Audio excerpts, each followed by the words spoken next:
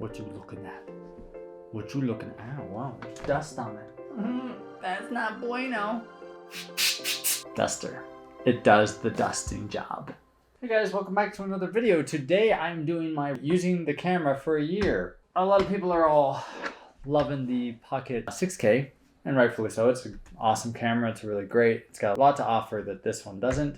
However, for me, I prefer this one over the 6K. And here's the main number one reason. The ability to switch mounts. Got a PL mount. I got Micro Four Thirds here. Swap it out. And now I can put professional lenses on this thing, like high grade, high quality lenses. It's awesome. Now it's not a speed booster by any means, but you can still put gorgeous glass on here, and I've done it a lot. Why I think the 4K still has a place for a lot of filmmakers out there is that ability to switch the mount so easily, which is one of the main reasons I like the URSA Mini G2, which is what I have. So this is my B cam, and the one I'm shooting on right now is my A cam. Right after I had filmed the initial part of this video, Blackmagic announced that the 6K, the Pocket 6K, has now dropped in price $500. If it were me buying one now, I would probably go with the 6K. How has been my experience with this? I've shot this alongside of Lexar. I've shot this alongside URSA, C200. This is just always my B cam, regardless of what other A cam camera I'm shooting on.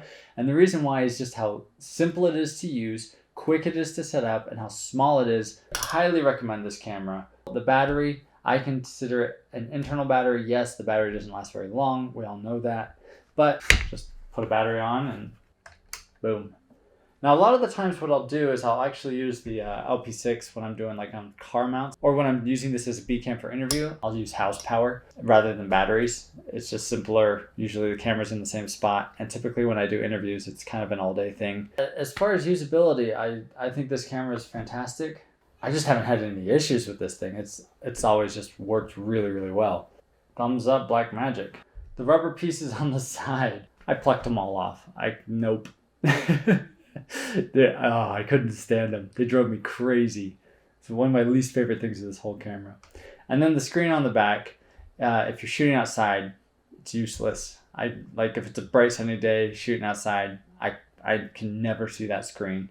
So I do have an external monitor that I typically use, which is the 501 Small HD. So a few other things I wanted to mention after I started editing this that I realized I missed was the button layout was one of the big ones. Love this dial wheel here, the ability to switch between your main functions here and then your assigned buttons that you can choose what you have back here.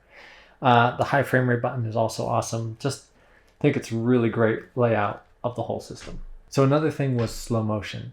I do love the ability to do 120 frames per second. Now, if you do RAW, it allows you to do 2.6K at 120 frames per second, which is pretty sweet. You can get a little wider field of view as well as that high frame rate at a higher resolution. So that's great. I think Blackmagic has just done a fantastic job in their menu layout. The way that you navigate and stuff is, you don't need any sort of manual or look up anything. It's super easy to find everything you need. So in my 2-week review I did a while ago, I talked about the form factor and how large this was. Now that I've used it for a year, it doesn't seem that big actually. And I have been using it in ways that I wasn't expecting to use it. I was expecting this to more be B cam, crash cam, sort of use shots from it once in a while. But I actually have found myself using shots from this all the time on shoots. It's just a lot easier to get into smaller spaces, getting it on gimbals and stuff. It's so much lighter. I was just surprised at how I rigged it out in a way that I wasn't expecting to. So yeah, I'm very happy with this camera. It's just been a workhorse for me. I don't think I have much else to say about it. I still think this camera is perfect for what I need it to do. Like, this thing gets professional grade looking footage for such a crazy low price. And it has the dual native ISO, which is awesome. After a year of using it, it's like my go-to. I use this probably more than I use my URSA, just because of the ease of use. It's just so much quicker to just grab this and shoot something. I know this has kind of been a game changer for a lot of people, and it's been a very awesome entry camera for a lot of people. I don't see why you wouldn't be able to shoot a feature with this, as long as you have it rigged out.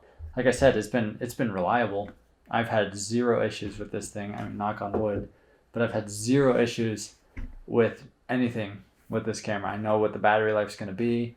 I've never recorded through the USB-C. I've always had CFast cards with my other camera, so I just record on that. Anyway, I hope this was helpful. Thanks so much for watching. If you have any comments about what you think of this camera, please let me know down below. And be sure to subscribe. Thanks so much.